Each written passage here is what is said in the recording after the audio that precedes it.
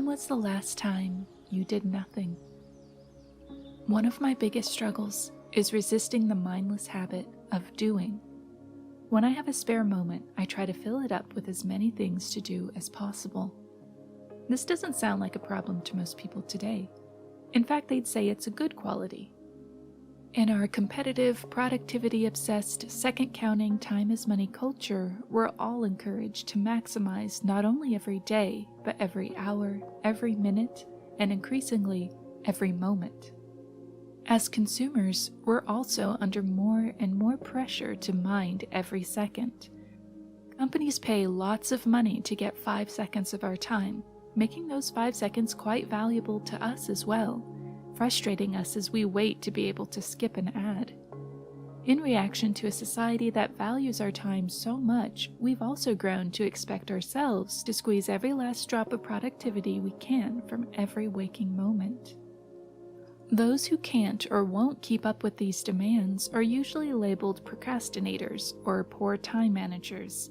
They're told to take classes and courses, or read life hack articles or the alarmingly titled brain hack articles, so that they can learn how to get more done with their time.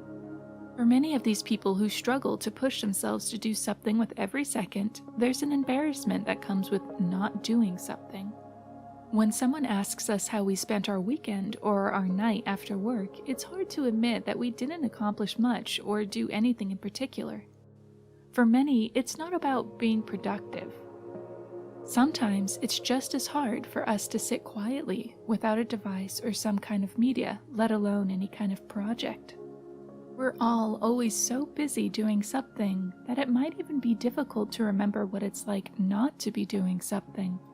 Can you remember the last time you sat down, either in public or in private, and just existed, without any kind of input or output?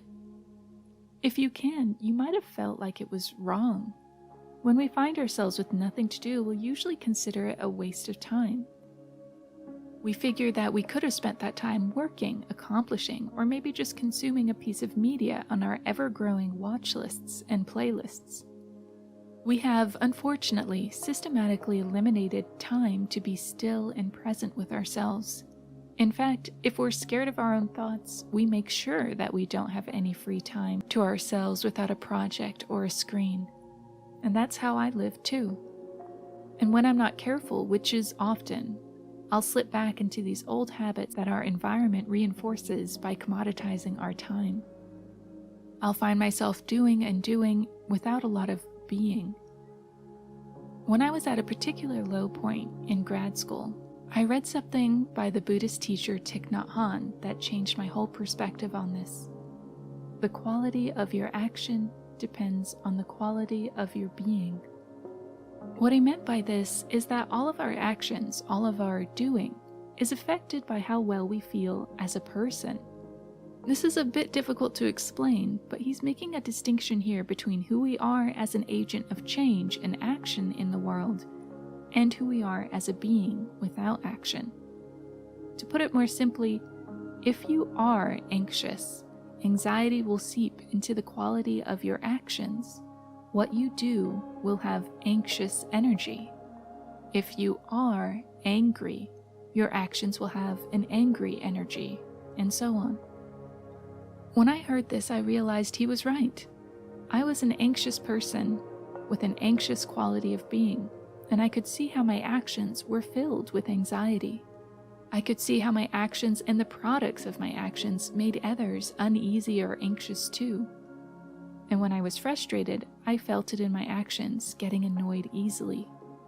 My anxiety and frustration, no matter how much I tried to hide them, would affect not only my actions, but the others around me too. To many hardworking people, this feels unfair. Many of us know we're anxious, depressed, worried, or easily angered, but work very hard to both hide those aspects of our being and to remain a productive person. But what Thich Nhat Hanh is alerting us to is that no matter how productive we want to be, to have a better quality of doing, we need to learn how to heal our state of being. By consistently treating our anxiety and anger, we can soothe our quality of being. With enough practice, we can be calm, and therefore our actions will carry an energy of calmness and tranquility that will benefit those around us too. He remarked that the more and more we push ourselves to do everything all the time, the harder it becomes to remember how to be. Many of us might have lost contact with knowing the state of our being. This isn't only about our physical being, of course, but more importantly, the state of our minds when everything is quiet. When we sit alone with our thoughts, that is our being. If we have a hard time being alone with ourselves because of anxiety or sadness or other difficult and unprocessed emotions, that means our quality of being is poor. But that's okay, because we can always help ourselves. Thich Nhat Hanh gave us important advice. We have a tendency to think in terms of doing and not in terms of being. We think that when we're not doing anything, we're wasting our time, but that's not true. Our time is first of all for us to be. To be what? To be alive, to be peaceful, to be joyful, to be loving. And this is what the world needs most. We all need to train ourselves in our way of being, and that is the ground for all action. He continued, saying, when we lose ourselves in activities, we diminish our quality of being. We do ourselves a disservice. It's important to preserve ourselves, to maintain our freshness and good humor, our joy and compassion. What's most important, however, is to keep our motives pure. This is not the common platitude that you should begrudgingly let yourself rest in order to be more productive. Many feel like the only excuse they have to rest is to be a better worker, but our first priority should not be the quality of action, but the quality of being. So how can you soothe your quality of being? Try taking what Thich Nhat Hanh called a lazy day. This might not be what you expect it to be, though. Thich Nhat Hanh described a lazy day as a day when you refrain from doing anything. You resist doing things because you're used to doing things. Doing things mindlessly can be a bad habit. That is why, when you do not do anything, you suffer. The lazy day is a kind of drastic measure against that kind of habit energy. On lazy days, you refrain. You do your best to refrain from trying to do something. You try to do nothing. It's hard. It's hard, but we have to learn. For many of us who are used to running around from this to that, a lazy day is actually very hard work. It's not easy to just be. But if you can be happy, relaxed, and smiling when you're not doing something, you're quite strong. Doing nothing brings about quality of being, which is very important. So doing nothing is actually something. Of course, many of us can't sacrifice an entire day to do nothing. Or some of us might be so out of practice that an entire day of nothing would feel like torture. So I propose a modification. Do nothing for 5 minutes. This might sound too easy, but this can be really uncomfortable if you're used to maximizing every second. See how 5 minutes feels first, and then adjust to what suits you. Maybe you can handle 10 minutes, maybe an hour. I recommend trying 5 minutes every hour or every other hour. For those 5 minutes, do nothing. Erase all goals from your mind.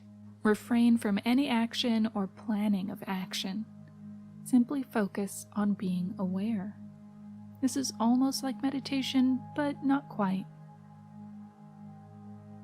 Finally, he also recommended writing down a reminder to yourself.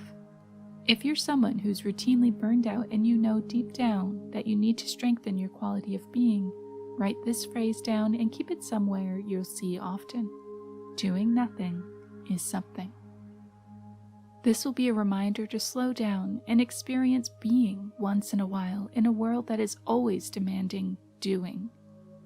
Ultimately, doing nothing is useful for our sense of self-compassion, because by doing and creating nothing, even if just for short bursts of time, we're reassuring ourselves that our existence, and simply experiencing our existence as it is in this moment, is intrinsically valuable. We don't need to earn our time by completing checklists. We can simply let ourselves exist and enjoy it. Thank you. If you'd like to see more about Stoicism, positive psychology, Buddhism, or compassion research, go ahead and subscribe. Thank you.